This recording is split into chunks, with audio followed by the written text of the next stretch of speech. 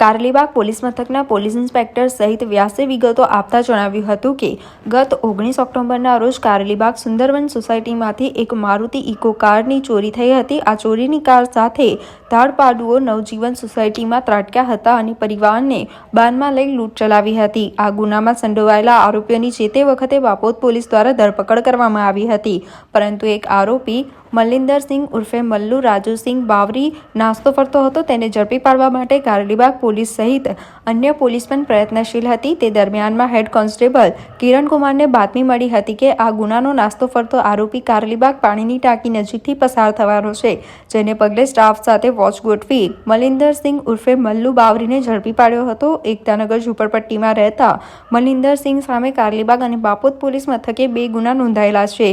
અગાઉ આ આરોપી ગરફોડ ચોરી સહિતના 5 ગુનામાં પણ સંડોવાયેલો હતો।